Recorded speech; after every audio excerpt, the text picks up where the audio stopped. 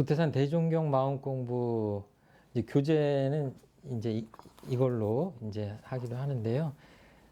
이렇게 대종경이 15품으로 되어 있는데 서품서부터 쭉 한번 공부를 해보도록 하겠습니다. 사실은 그 교단에 법 높은 스승님들 많이 계신데 제가 이 강의를 해도 되나 하는 생각이 있긴 있는데 아무튼 이 시간을 좀 은혜로운 시간으로 해서 대종사님 심통제자가 되는데 도움이 되는 그런 시간이 됐으면 좋겠다 이제 이런 생각 갖고 시작하겠습니다. 대종경은 다 아시는 바와 같이 소태산 박중빈 대종사님의 언행록입니다.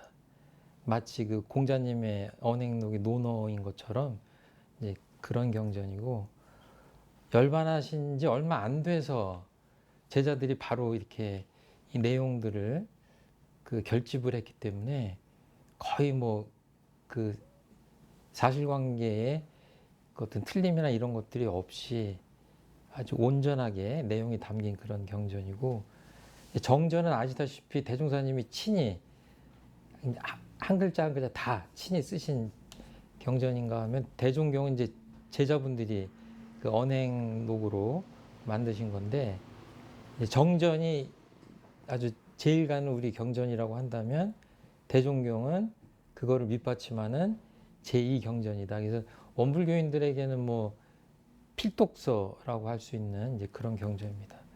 방금 말씀드린 대로 이 서품서부터 해서 부촉품까지 이제 15품으로 나눠져 있고, 이거를 다 이렇게 장별로 세보면 547장이에요. 상당히 많은 내용입니다. 그리고 이제 내용은 사실은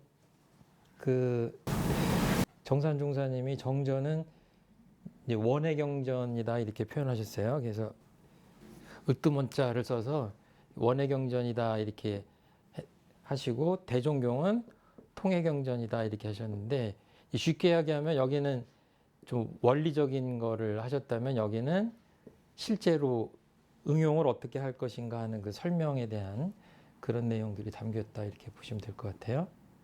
대종사님 이 경전을 여러 가지로 해석할 수가 있는데, 제가 이렇게 참고서 삼아서 쓴 거는 주로 초입교도님들 그리고 조금 공부를 하신 교도님들 이렇게 양쪽에서 다 소화할 수 있도록 이렇게 썼고요. 제가 이제 특히 서품 공부하시기 전에 이제 말씀드리고 싶은 거는 원불교 교사 역사가 있어요. 그 교전에 보면은 그 교사가 있지 않습니까? 교사를 일독을 하시고 대종경 공부를 하시면 이게 어떤 상황에서 이런 법문을 하셨구나 하는 것들을 알 수 있을 것 같아서 이 대종경을 공부하시기 전에 꼭 교사를 한번 읽어주셨으면 좋겠다 이제 이런 말씀 드리고요. 결국은 원불교는 그 공부하는 목적이 어떻게 하면 실생활에서 내가 마음을 잘 쓸 것인가가 그게 핵심이죠. 그래서 이 법문을 대종사님 법문으로 이렇게 쭉 설명을 하는 가운데 결국은 우리가 어떻게 실생활에서 마음을 잘 쓸 것인가 하는 쪽으로 유념을 하면서 이제 집필을 하긴 했습니다. 참고해 주시고요. 서품 1장 들어가겠습니다. 이 서품은 대종경 전체의 그 서설 같은 그런 부분이에요. 그 대종사님 사상 전반을 알 수 있고, 어떤 내용을 깨달으셔서 왜 교단을 만드셨고, 어떻게 이 교단을 만드시고 이제 교법을 만드시고 하는 부분들이 아주 그 앞부분, 그 머릿말 같은 그런 초기 교단사의 그 앞부분이 담긴 그런 내용이라고 생각하시면 될 것 같아요. 지금 이제 1장을 보시면 같이 한번 읽겠습니다. 원기 원년 4월 28일 이루시고 말씀하시기를, 만유가 한 채손이며 만법이 한 근원이로다. 이 가운데 생멸 없는 도와 인과 보응되는 이치가 서로 바탕하여 한 뚜렷한 기틀을 지었도다. 제가 이제 책을 쓰다 보니까 가장 많이 고맙게 느낀 것이 그 예전에 기념사업 할 때 그 원불교 대사전을 우리 원불교 대학교 그 교학과 교수님들이 주로 집필을 하셨거든요. 이 낱말 그 풀이를 할 때 원불교 대사전을 거의 한 90% 이상 인용을 했거든요. 그래서 어떻게 보면 어떨 때는 그냥 아는 듯해도 사전을 찾아보면 정확한 뜻을 알 수 있고 이제 그런데 그 원불교 대사전의 그 혜택을 많이 입었습니다. 참 고맙게 그렇게 했는데 그 이 품마다 몇 개씩 이렇게 어려운 단어나 알고 있지만 명확하게 인식하고 있지 않은 낱말들을 몇 개씩 뽑아가지고 각주에다 좀 달아 이렇게 인용했거든요. 그래서 이런 것들은 좀 봐주시면 좋을 것 같고 교도님들이라면 다 아시겠지만 다시 한번 말씀드리면 원기는 서기, 불기 이런 것하고 똑같습니다. 그래서 대종사님이 대각하신 서기 1916년을 원기 원년, 원기 1년으로 칩니다. 그러니까 올해가 원기 109년이니까 대종사님이 원불교를 그 문을 여신 지 지금 108년이 지나고 109년째가 되는 이제 그런 해다 이렇게 생각하시면 될 것 같아요. 그래서 이제 원불교에서는 이제 서기를 일일이 표기하지 않고 그냥 원기로 하는 경우가 있는데 그럴 경우에는 이제 서기하고 이렇게 맞춰서 계산을 해야 되죠. 그 대종사님의 법명은 이 무거울 중자 빛날 빈자 써서 박중 중자 빈자 이렇게 그리고 호는 이 소태산 그리고 이제 아주 존호죠. 원각성존 뚜렷하게 깨달으신 성스러운 그 어른이시다 이렇게 성자시다 그래서 원각성존 이렇게 해서 요즘 말로 풀네임으로 하면 원각성존 소태산 박중빈 대종사 좀 줄여서 얘기하면 이제 법명은 이게 부르는 게 좀 그러니까 그 대종사님 이렇게 하는 겁니다. 예. 그러니까 어렸을 때는 이름이 뭐 진섭이라고 하기도 하고 처화라고 하기도 하고 뭐 희섭이라고 하기도 하고 이제 그렇습니다. 이 중자 빈자는 대각하시고 스스로 지은 법명이다 이렇게 생각하시면 될 것 같아요. 그 원불교는 가장 큰 경절이 4월 28일 양력 대각개교절인 거 다 아실 텐데 대종사님이 태어나신 날이 아니에요. 이 우주에 하나 있는 그 궁극적 진리를 깨달으신 날이 그 대각개교절입니다. 그러니까 크리스마스나 그 성탄절이나 부처님 오신 날은 이 땅에 육신으로 예수님이나 서거머니 부처님이 태어나신 날을 기념하는데 원불교는 그거보다 더 중요한 거는 깨달음이라고 생각해서 4월 28일을 이제 기념을 합니다. 그러면 이제 성자들이 오실 때는 그냥 오시냐? 이 교전에 보면 이제 재밌는 표현들이 있는데요. 세상이 말세가 되고 험난한 때를 당하면 반드시 한 세상을 주장할 만한 법을 가진 구세 성자가 출현하여 이런 대목이 나와요. 이게 전망품 1장에 나옵니다. 그리고 법률 표현의 조목에 보면 때를 따라 성자들이 출현하여 종교와 도덕으로서 우리에게 정로를 밟게 하여 주시며 그러니까 그 굉장히 세상이 혼탁하고 이 어두울 때 혼란스러울 때 성자들이 오신다라고 하는 말씀들을 이렇게 명백하게 두 군데서 하셔요. 그냥 오시는 게 아니다. 그러니까 저희들이 그 주설불로 모시는 소태한 대종사님도 그냥 오시지 않으셨을 것이다 하는 것이 추측 가능하죠. 그냥 이렇게 쉽게만 생각을 해도 대종사님 이렇게 생각하면 전남 영광군에 이렇게 영촌마을 길룡이 아주 그 한가하고 평화로운 그런 시골에서 태어나셔서 구도하시고 회상을 펴셨구나라고 그 말씀도 맞긴 맞지만 전체적으로는 그렇게 잘못하면 오해할 수 있어요. 제가 그냥 간단하게 그냥 중학생도 알 수 있을 정도의 기본적인 그 시대 상황을 말씀을 좀 드리자면 대종사님께서 서기 1891년에 태어나셔가지고 해방 직전에 1943년에 돌아가셨어요. 크게 보자면 18세기 중엽에 영국에서 산업혁명이 일어납니다. 제가 이 말씀을 꼭 드리고 싶은 거는 자신의 산업혁명 이후로 인류의 생산력이 엄청나게 발달했기 때문에 그 당시에는 안 그랬지만 그때부터 가속력이 붙어가지고 물질 문명이 놀랍게 발달을 해서 그동안 정말 사람들이 먹고 사는데 급급하고 어떻게 하면 동물을 같이 안 살까가 목표였다면 그 다음부터는 굉장히 비약적 발전을 하거든요. 그래서 의식주 문제에 대한 그것들을 해결할 수가 있게 됩니다. 지금도 그 가난한 나라에서는 굶어 죽는 사람들이 있고 병들어 죽는 사람들이 있지만 어떻게 보면 대량 생산이 가능하기 때문에 골고루 잘 나눠 쓰기만 해도 쓰고도 남을 만큼의 이 물질 문명이 발달을 했습니다. 저는 이것이 조금 이따 나오지만 대종사님께서 물질이 개벽되니라고 표현하신 것이 역사적으로는 그 산업혁명 이후에 인류의 발달을 말씀하신 것이 아닌가 저는 그런 생각을 하고요.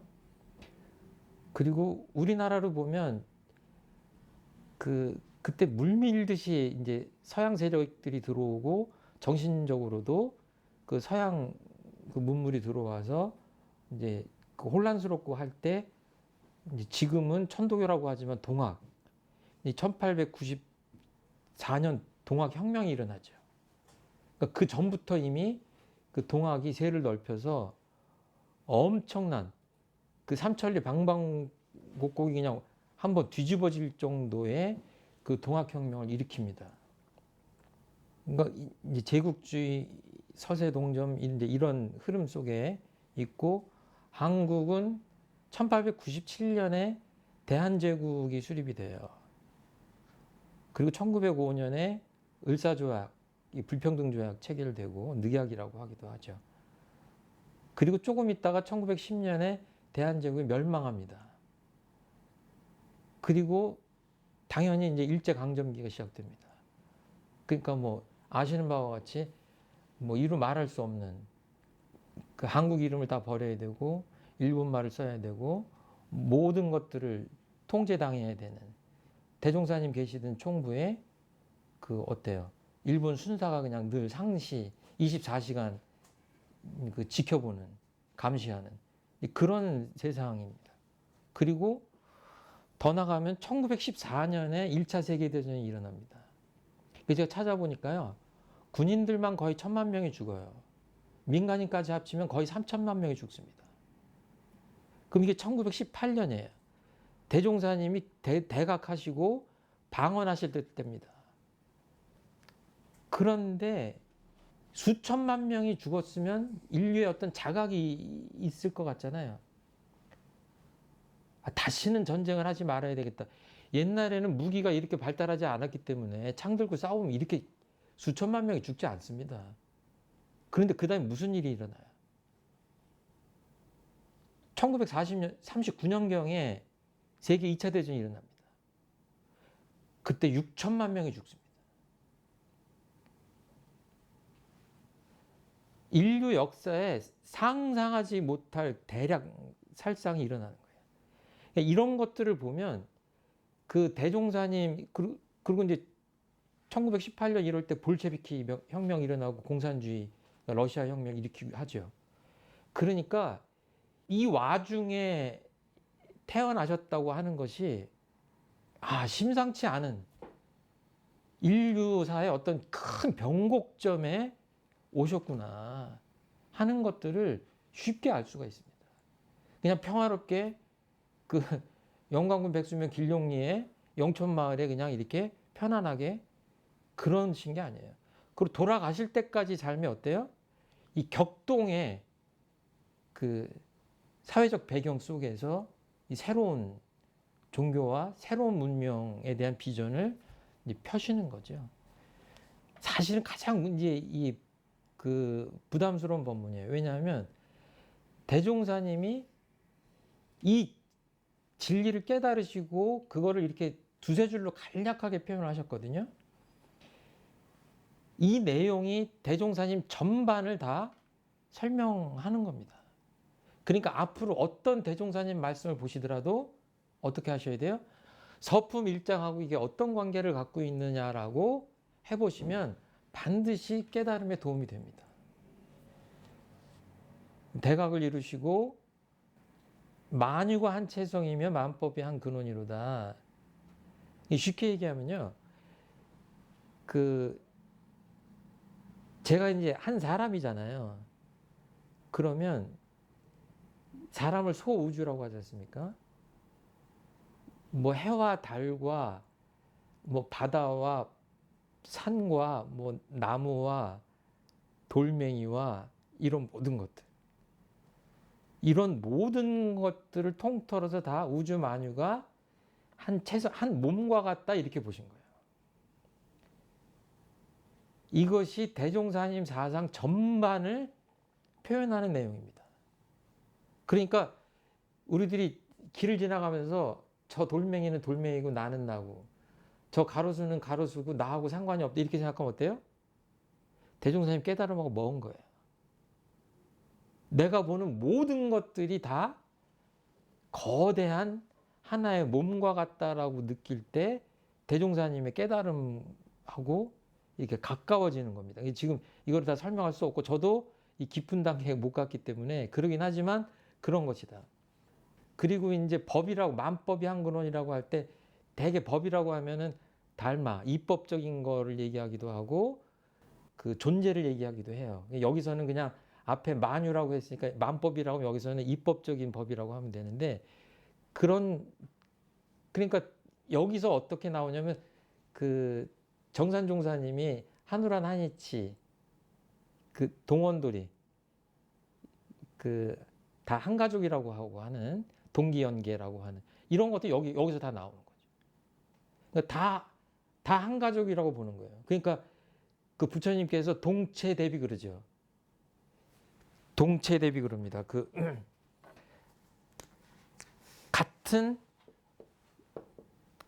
같은 몸이다 이거예요. 같은 몸이라서 대자대비 이렇게 하죠.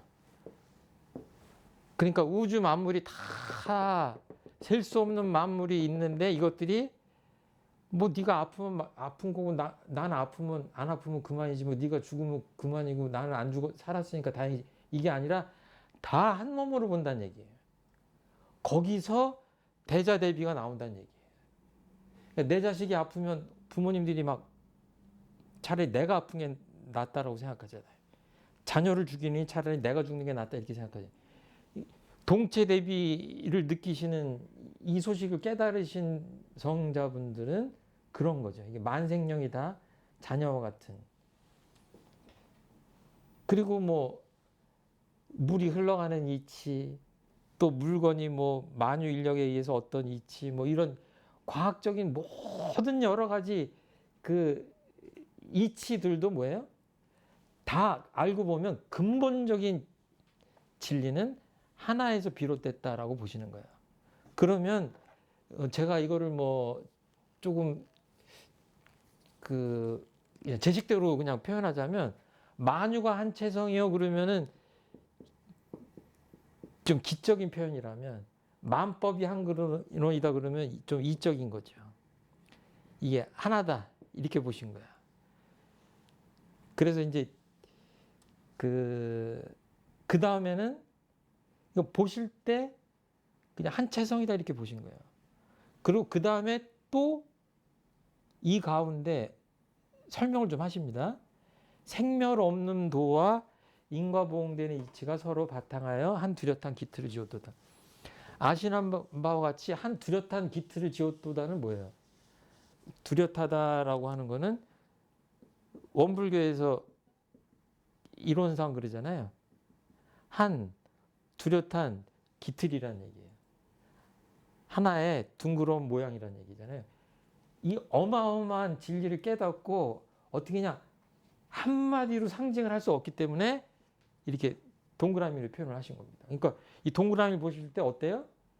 이 속에 있는 엄청난 그 우주 만유가 다 이 안에 있고 이 우주 만유들이 또 하나의 이치의 근원에 있고 한 것들을 생각하면서 이론상을 보시는 거예요. 그래야 서품 1장에 바탕해서 이론상을 보시는 겁니다. 여기 어떤 표현이 있냐면 이제 이거는 좀 시간이 가도 설명을 약간 드려야 될 것 같아요. 생멸 없는 도 이렇게 표현하셨어요. 그럼 뭐냐면 제가 태어났잖아요. 몇 년 있으면 지금 죽잖아요. 그게 생하고 멸이잖아요. 근데 왜 없다고 하셨을까? 이 불교에서도 아주 늘 하시는 말씀이 석가모니 부처님도. 그러면 이거는 좀 네 마디로 하면 생주이멸이에요. 우주는 성주괴공이에요. 또 사계절은 어떻게 해요? 추나추동이에요. 네 글자로 하면 이렇게 변하는 겁니다. 그러니까 뭐냐면 여기 얼음이 있어요. 제 한 손에 얼음이 있고 여기 보이지 않지만 수증기가 있어요. 그러면 이 얼음이 어떻게 해요? 예, 조금 따뜻해지면 녹아서 물로 됐다가 수증기로 되잖아요. 그럼 말하자면 이것을 생이라고 한다면 이건 멸이에요. 물론 바꿔도 되지만. 그런데 이걸 하나로 보면 어때요? 그냥 H2O다 이렇게 말씀하시는 거예요. H2O다. 변화를 하는데 여기까지를 얼음이라고 하고 여기까지를 수증기라고 해서 보이지 않지만 생멸이 둘이 아니다 이렇게 아주 초등학생식으로 편하게 표현하자면 그런 겁니다. 그러니까 이거는 보면 한쪽은 생사라고 할 수 있어요. 그리고 좀 존재론적으로 하면 유무라고 할 수 있어요. 그러니까 뭐냐면 대종사님이 계속 하시는 게 거듭거듭해서 즐겨 쓰시는 표현이 뭐냐면 유무초월 이론상 서문에도 그러잖아요. 뛰어넘는다는 얘기예요. 그러니까 생멸 없는 도라는 거는 유무초월 생사 해탈 같은 말이에요. 우주에는 생멸이 없다 이거예요. 사실은 생이 없으면 멸도 없습니다. 그런데 정말 그것이 그냥 없어서 없다고 하는 게 아니라 여기서 없다고 하는 거는 그 초월이라는 의미에 없다라고 하는 것이 맞지 않겠냐. 그러니까 음양, 생사 뭐 다 똑같습니다. 그리고 이거는 한 체성이고 한 근원이기 때문에 이 물리의 세계도 그렇고 마음의 심리의 세계에서도 그렇다 이렇게 보셔야 돼요. 제가 우리 교도님을 10년 동안 미워해. 미움이 있잖아요. 근데 오해가 오늘 풀렸어요. 갑자기 내가 자비로워져서 풀렸어. 또는 오해가 풀려서 풀렸어. 10년 된 마음이 없어졌어요. 저는 10년 동안 이 마음고생 때문에 잠도 못 자고 약 먹고 그랬었는데 이 마음이 없어지니까 스트레스도 그만, 약도 그만이에요. 없어졌어요. 마음도 보이지 않지만 확연히 있는 거예요. 근데 어느 순간 없으면 없어지는 거예요. 그러니까 이런 것들이 다 어디로 연결되냐면 생멸 없는 도가 마음 공부를 하면 뭐예요? 마음의 자유하고 연결되는 겁니다. 그러니까 계속 초월을 얘기하고 자유를 얘기하는 거는 있다고 집착하지 말라는 얘기예요. 모든 것들이 다 변화한다. 근데 변화하는 게 어떻다? 여기 인과 보응되는 이치로 변화한다. 이 만물이 다 인과 보응이에요. 그러니까 인과품 1장에 보면 가는 것이 오는 것이 되고 또 주는 사람이 받는 사람이 되고 받는 사람이 주는 사람. 그러니까 여기서 공을 던지면 공은 없어졌어요. 그렇지만 저쪽에서는 공을 받고 있잖아요. 내가 누군가한테 마음을 하나 줬어요. 그 마음이 여기서 떠나갔지만 상대방은 그 마음을 받고 있잖아요. 이 세상에 어떤 것들도 이 물질의 세계나 심리의 세계나 이런 것들이 다 하나도 그냥 없어지는 것 없고 헛된 것이 없이 원인과 결과 관계로 엮여 있다라고 보신 거예요.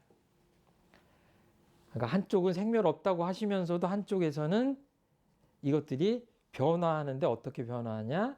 인과보응되는 이치로 변화한다 이렇게 보신 겁니다. 그러니까 이거는 제가 뭐 잠깐 말씀을 드렸는데 이걸로 대종사님이 깨달은 깊이를 저희들이 다 갈 수가 없고 이제 그런데 그냥 평생 정말 원불교인들이라면 이 서품 일장을 마음에 품고 아 정말 이게 어떤 말씀일까 이렇게 공부하셔야 될 것 같아요.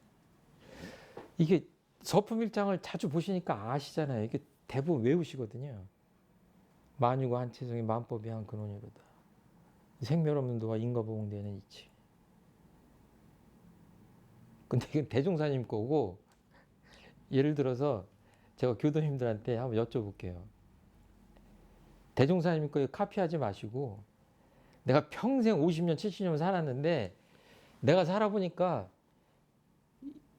딱 한 줄로 내가 이거는 깨달았다. 그런 거 있으세요 혹시? 오늘 한번 집에 가서 써보세요. 그리고 주변에 한번 물어보세요. 뭐니 뭐니 해도 뭐니가 최고더라 할 수도 있고 사람마다 다 다르잖아요. 근데 그 한 문장에 어떻게 보면 내 인생의 모든 것들이 담길 수 있지 않냐. 그러니까 대종사님은 대종사님의 깨달음을 이렇게 쓰셨고 나는 과연 뭘 깨달았는가.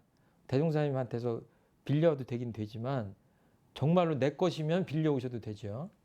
나는 정말 뭘 깨달았냐. 그러니까 종교 생활을 잘못하면 교조님이 위대하시다, 예수님이 위대하시다, 부처님이 위대하시다라고 하면서 그분들이 다 깨달음을 얻고 계시를 받으셨기 때문에 위대하시잖아요.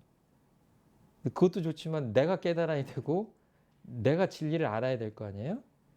이 법문을 이렇게 공부하면서도 그런 마음이 좀 있으시면 좋지 않겠냐 하는 생각이 들었습니다.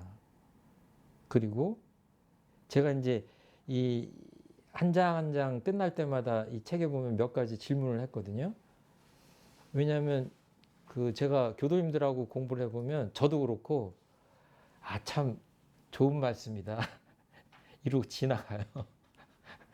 그래서 그러면 안 될 것 같아서 일부러 이렇게 브레이크를 걸듯이 이게 질문을 해봤습니다. 그래서 이 자습서를 놓고 공부를 하시는데 제가 보기에는 이 안에 있는 그 질문에 대답하시는 것도 굉장히 도움이 되지 않겠냐. 하나만 소개를 하면 서품 일장의 진리를 깨달으면 내 삶이 어떻게 변화될까요? 하는 물음이 있거든요. 이런 것도 응답하실 수 있어야 돼요. 아, 대종사님이 참 위대한 깨달음을 얻으셨구나 이러고 끝날 게 아니라 그래야 그것이 우리들의 공부의 공덕이잖아요. 그렇게 좀 하시면 어떨까 하는 생각을 해봤습니다. 혹시 질문 있으십니까?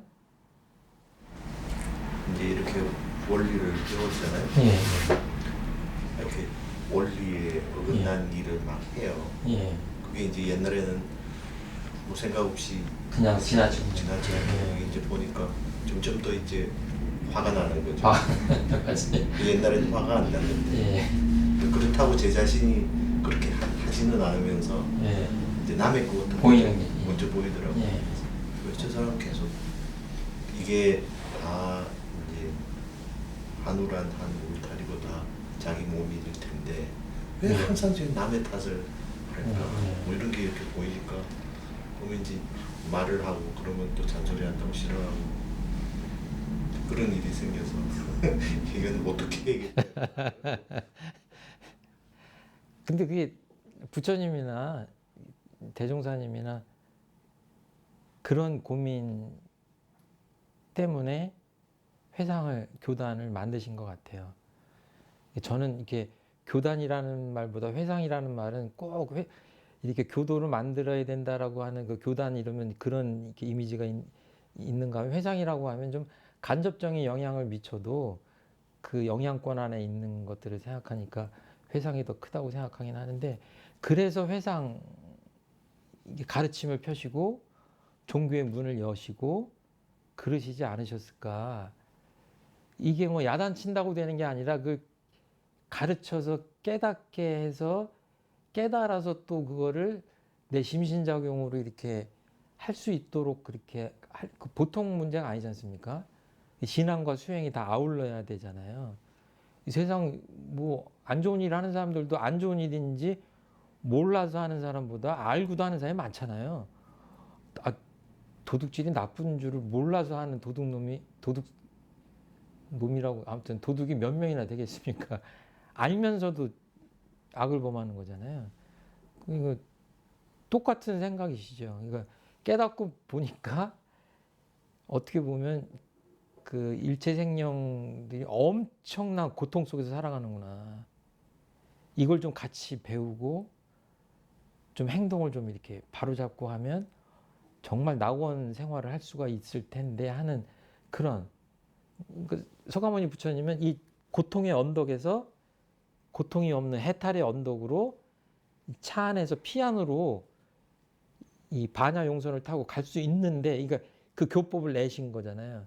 대종사님도 꼭 그렇게 생각하셨기 때문에 저는 그 마음이 굉장히 소중한 마음이고 뭐 같은 결이라고 생각을 해요.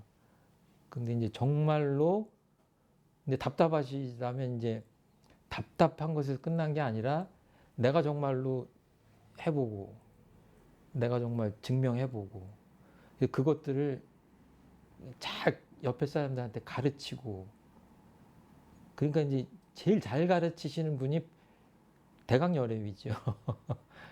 남의 것이 잘못된 게 잘 보이는 거는 우리 법의 등급으로 하자면 법마사 항정급이에요. 그냥 그때는 잘못하면 그냥 마음에 드는 게 하나도 없어.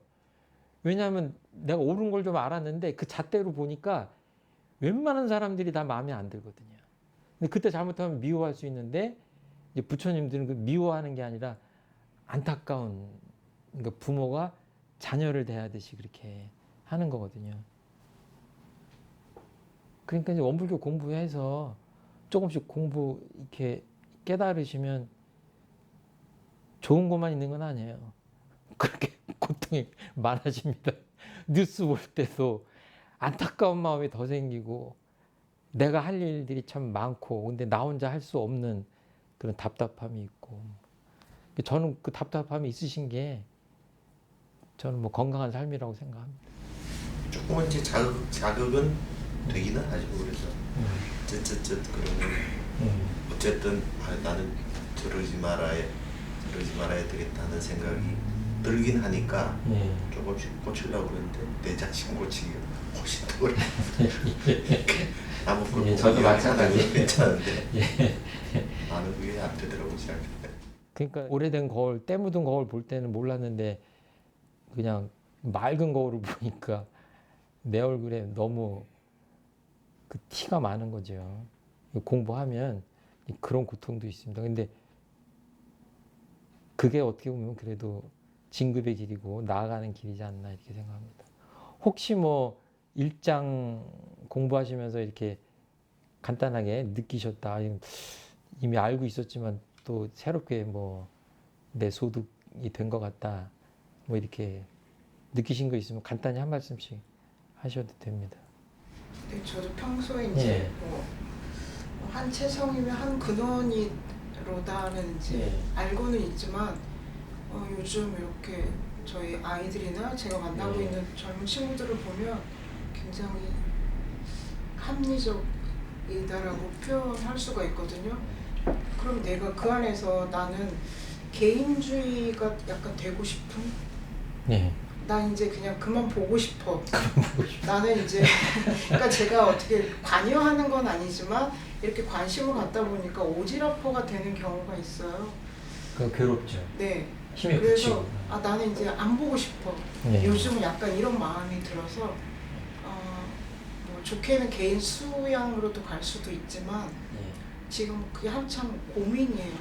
근데 네. 오늘 이렇게 또 본문을 받들고 보니까 또 더 고민. 네, 고민이 들었어요.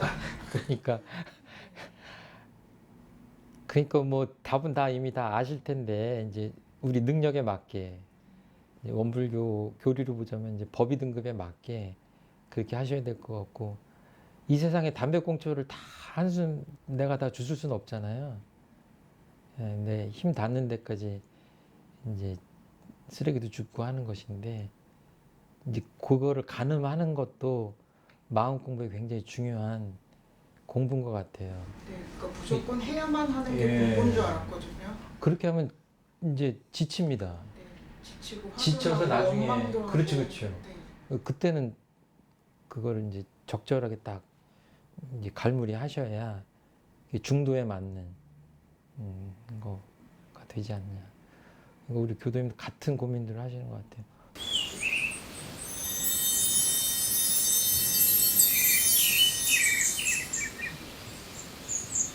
이 장 이어서 하겠습니다. 한번 읽어볼까요? 대종사 대각을 이루신 후 모든 종교의 경전을 두루 열람하시다가 금강경을 보시고 말씀하시기를 서가모니 부른 진실로 성인들 중에 성인이라 하시고, 또 말씀하시기를 내가 스승의 지도 없이 도를 얻었으나 발심한 동기로부터 도 얻은 경로를 돌아본다면 과거 부처님의 행적과 말씀에 부합되는 바 많으므로 나의 연원을 부처님에게 정하노라 하시고, 장차 회상을 열 때에도 불법으로 주체를 삼아 완전 무결한 큰 회상을 이 세상에 건설하리라 하시니라. 대종사님께서 대각을 하시고 혼자서 그 중앙봉 영산에 이 산을 눈 덮인 산을 막 돌아다니셨다고 하는 그 일화가 전해져요. 그 기쁨을 주체할 수 없을 만큼 기쁘셨다.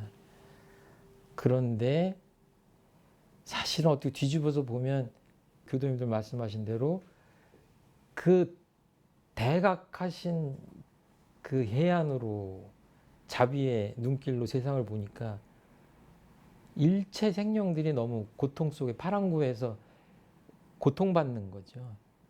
아, 이게 내가 이 깨달음을 나 혼자 즐기는 거는 맞지 않다, 이렇게 생각하신 것 같아요. 그래서 이제 쭉 그 회상을 여시는데 그 대목이 지금 2장부터 시작이 됩니다. 이제 다른 분들도 이제 여러 가지로 이렇게 해석하실 수가 있을 것 같은데, 저는 이 대목에서 가장 이렇게 마음에 와닿는 거는, 사실은 대종사님 교사를 읽어보시면 아시겠지만 대종사님께서 특별한 스승님을 이렇게 따라서 뭐 사사를 받거나 뭐 이래서 깨달음을 얻으신 게 아닙니다. 그냥 거의 자수자가 혼자서 하셨어요. 그러니까 깨달음을 얻으신 다음에 어때요? 그냥 당신이 창조적인 그 교리를 내시고 나는 아무한테 빚진 바가 없다, 이렇게 하셔도 아무 문제가 없는 상태죠. 그런데 대종사님께서 대단히 겸손한 마음으로 깨달음을 얻으신 다음에 다른 종교의 경전들을 쭉 열람을 하십니다. 종교마다 경전이 많기 때문에 그걸 다 열람은 하진 않으셨지만 그냥 대표적인 경전들을 다 읽어보시죠. 불교의 뭐 팔상록서부터 뭐 여기 나오는 금강경 뭐 그 이런 것들을 쭉 보십니다. 뭐 유교 경전도 있으시고 또 기독교 성경도 읽으시고 하셨겠죠. 그리고 대종사님께서 이게 내가 혼자 깨달으신 게 아니구나 하는 그런 감상을 얻으시는 거죠. 특히 금강경을 보시고 어떤 말씀을 하시냐면 서가모니 부른 진실로 성인들 중에 성인이다, 이렇게 말씀을 하세요. 그러니까 어떻게 보면 그냥 퉁쳐서 2500년이라고 한다면 2500년의 시간과 공간을 그냥 단숨에 넘어 쓰시는 겁니다. 그러니까 그 사이에 굉장한 조사, 고승대덕들이 있었을 텐데 사실은 그분들은 건너뛰십니다. 그리고 법맥을 내 정신적인 어떤 그 근원을 서가모니 부처님께 대는 장면입니다. 내가 불경을 보고 깨달음을 얻진 않았지만 내 깨달음과 대조해 보니 서가모니 부처님이 내 스승이 될 만하다 이렇게 얘기하시는 거예요. 이거는 이제 굉장히 중요한 거고 나중에 정산종사님께서 교명을 지긴 하셨지만 왜 원불교라고 하는가 하는 것들을 설명할 수 있는, 그리고 교원에도 보면 이제 본사를 서가모니 부처님으로 이렇게 밝혀본 부분이 나오고, 그리고 앞으로 그 완전무결한 회상을 하는데 어떻게 불법을 주체로 삼는다. 베이스에다가 부처님 사상을 깔고 그 위에다가 제도를 혁신하고 부분적인 교리를 창조해서 그렇게 하겠다라고 하는 그 구상이 여기서부터 이렇게 나오는 겁니다. 성중성이다. 다 성인들이 위대하시지만 대종사님이 보시기엔 서가모니 부처님께서 가장 위대한, 내가 스승으로 모실 만한 부처님이다라고 인정을 하는 가운데서도 상대적으로 더 이렇게 높이 평가를 하십니다. 그래서 쭉 내가 스승의 지도 없이 도를 얻었으나, 나중에 보시면 아시겠지만, 교사 보시면 아시겠지만 어렸을 때부터 그냥 10년 이상 그 스승을 구하는 그런 아주 구도역정이 펼쳐지죠. 근데 대종사님의 그릇이 담길 만한 그런 스승을 만나지는 못하십니다. 그래서 그냥 혼자서 깨달음을 얻으시죠.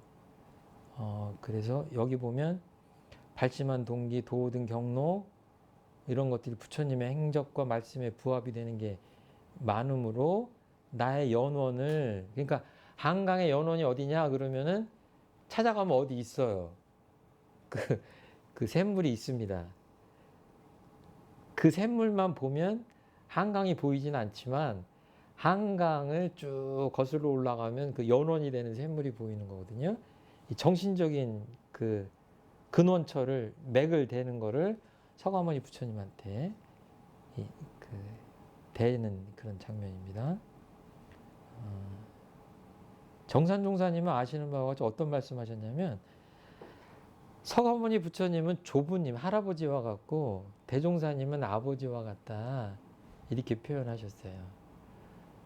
그 예전에 인도에서도 브라만교가 있었는데 그걸 서가모니 부처님이 혁신을 해서 불교를 만드신 것처럼 그런 거라고 볼 수도 있어요. 그래서 장차 회상을 열 때에도 여기서 이제 대종사님 마음이 읽히죠.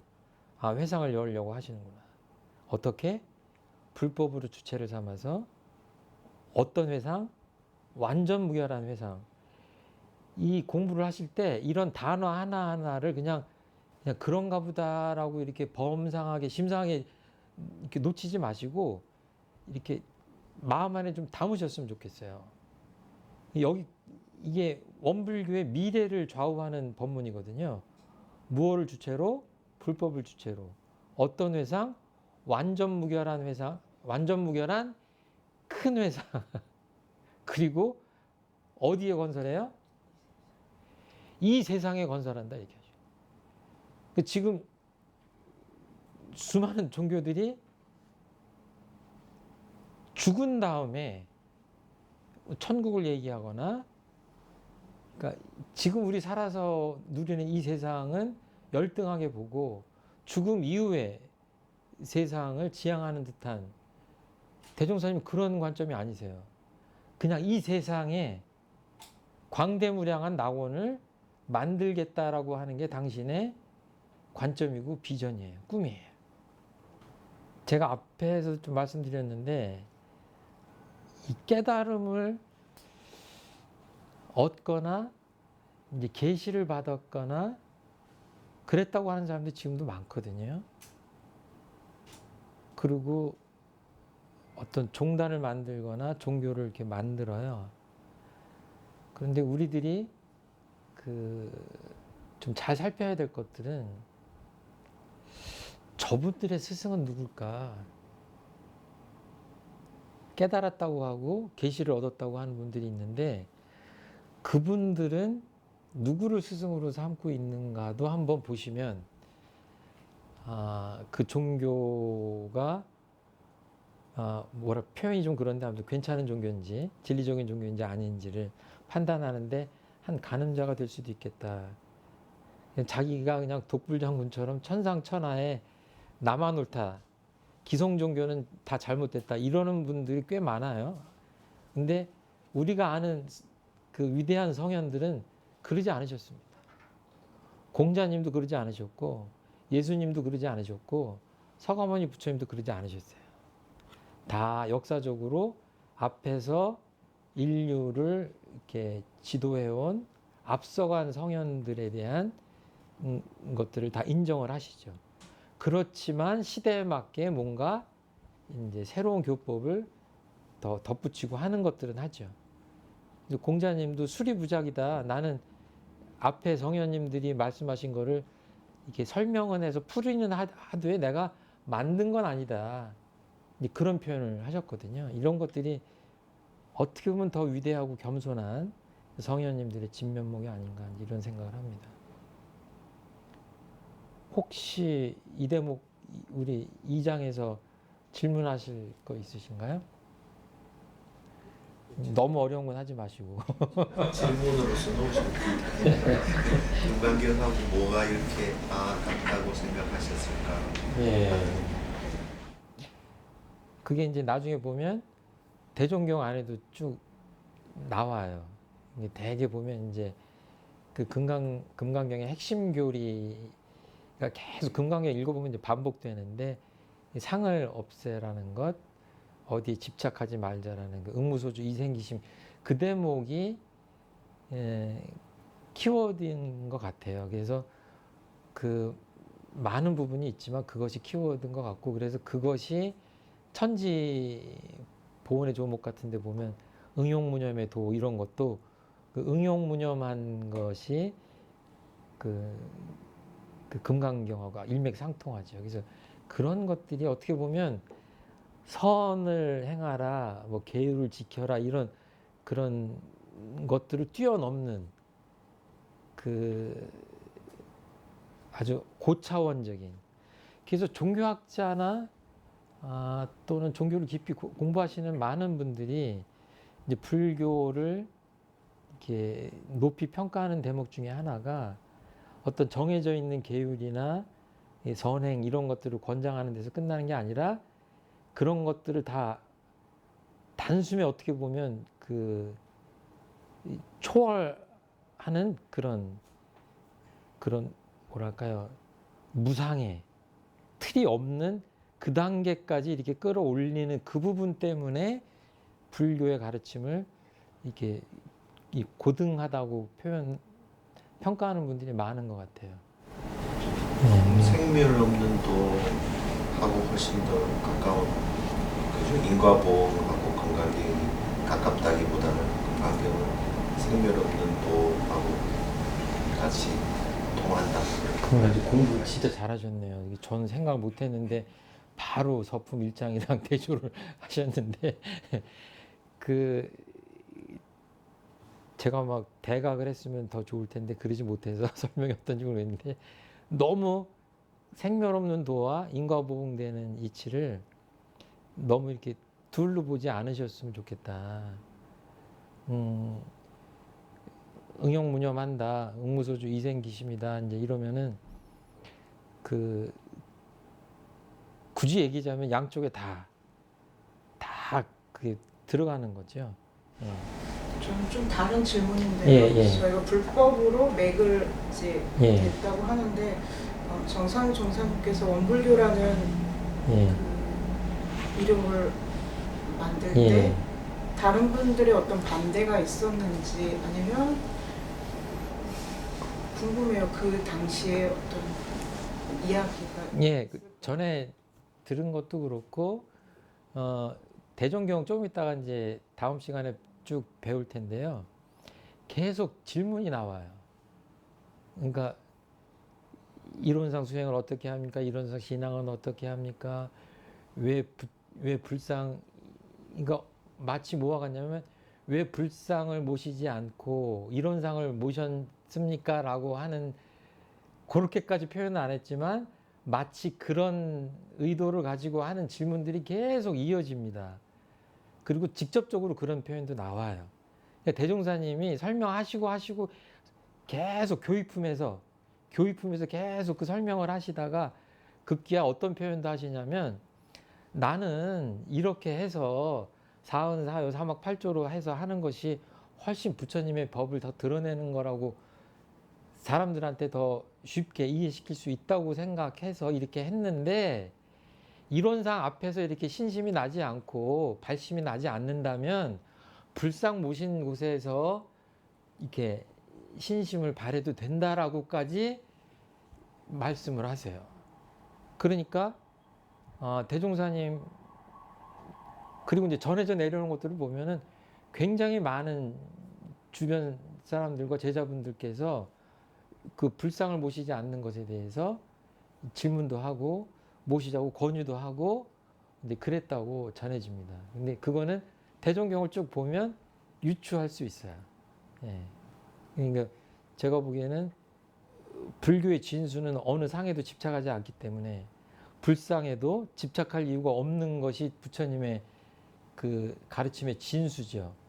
그렇지만 그 가르침까지 못 간 분들한테는 그 금빛으로 모셔진 등상불이 그 단계까지 가는데 오히려 도움이 되는 것보다 오해를 낳는 수가 있고, 그 부처님의 형상에서 뭔가 죄주고 복주는 듯한 그 오해를 할 수가 있다라고 하는, 그리고 그 역사 속에서 그 수많은 그렇게 잘못된 사례들을 보시고 거기에 대한 그 병폐랄까 그 단점을 극복하시려고 굉장히 낯설지만 진리를 상징하는 이론상을 모시자라고 하신 거죠. 이것이 이제 서품서부터 교의품서부터 쭉 해서 이제 수행품까지 계속해서 반복해서 나오는 것 같아요. 예, 좋은 질문 하셨습니다. 그리고 이제 제가 질문 이 책에서 드린 것 중에 나의 연호는 누구냐, 이제 이런 것도 한번 생각해 보시고, 나에게 스승이 많은데 정말 한 분의 스승을 꼽는다면 어떤 스승님이 나의 스승인가, 이런 것도 한번 생각해 볼 필요가 있는 것 같아요. 그리고 사람들을 볼 때 그 사람이 어떤 스승님을 모시고 있느냐를 보는 것도 굉장히 그 사람을 판단하는데 도움이 되지 않을까, 이런 생각을 해봅니다. 혹시 뭐 더? 그럼 2장 여기까지 마칠까요? 예, 감사합니다. 서품 1장, 2장까지 공부하고 마치도록 하겠습니다. 감사합니다.